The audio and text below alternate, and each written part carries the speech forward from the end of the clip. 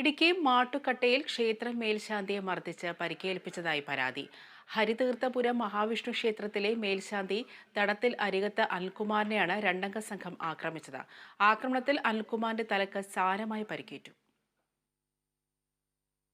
ഞായറാഴ്ച വൈകിട്ട് 7 മണിയോടെയാണ് അയ്യപ്പൻകോവിൽ മാട്ടുക്കട്ട സ്വദേശി തടത്തിലരികത്ത് അനിൽകുമാർ ആക്രമണത്തിന് ഇരയാകുന്നത്. മാട്ടുക്കട്ടയിലെ ക്ഷേത്രമേൽശാന്തി കൂടിയാണ് അനിൽകുമാർ. ക്ഷേത്രത്തിൽ നിന്നും വീട്ടിലേക്ക് മടങ്ങും വഴി മാട്ടുക്കട്ടയിൽ നിന്ന് വീട്ടുസാധനങ്ങൾ വാങ്ങുകയായിരുന്നു അനിൽകുമാർ. ഈ സമയം അനിൽകുമാറിന്റെ അയൽവാസി വിളിക്കുകയും തുടർന്ന് സമീപത്തെ വാടക കെട്ടിടത്തിലേക്ക് വിളിച്ചു കൊണ്ടുപോവുകയും ചെയ്തു.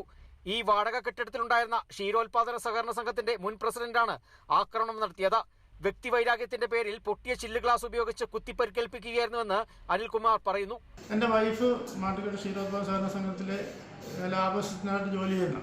അപ്പം കഴിഞ്ഞ ഭരണസമിതിയിൽ ഈ മാത്യു ജോസഫ് എന്ന് പറഞ്ഞ ബാബച്ചൻ പ്രസിഡൻ്റായിട്ട് വന്നായിരുന്നു. അപ്പോൾ നിരന്തരം വൈഫിനെ ശല്യം ചെയ്ത് നമ്മൾ അതിനെതിരായിട്ട് ഇപ്പോൾ സ്റ്റേഷനിൽ കേസ് കൊടുത്തിട്ടുള്ളൂ.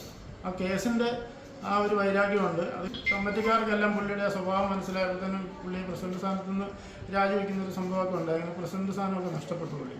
അപ്പോൾ അതിൻ്റെ വൈരാഗ്യമൊക്കെ മൂലമാണ് ഇങ്ങനെ ചെയ്തത്. ആക്രമണത്തിൽ അനിൽകുമാറിന് നെറ്റിയിൽ മാരകമായ മുറിവ് സംഭവിച്ചു. അതോടൊപ്പം കൈകാലുകൾക്കും പരിക്കുണ്ട്. തലയ്ക്ക് പരിക്കേൽപ്പിച്ച ശേഷം അനിൽകുമാറിനെ രണ്ടംഗ സംഘം മുറിയിലിട്ട് പൂട്ടുകയായിരുന്നുവെന്നും അനിൽകുമാർ പറയുന്നു. തുടർന്ന് സുഹൃത്തിനെ വിളിച്ചു വരുത്തിയാണ് പുറത്തിറങ്ങിയത്. നിലവിൽ അനിൽകുമാർ കട്ടപ്പനയിലെ സ്വകാര്യ ആശുപത്രിയിൽ ചികിത്സയിലാണ്.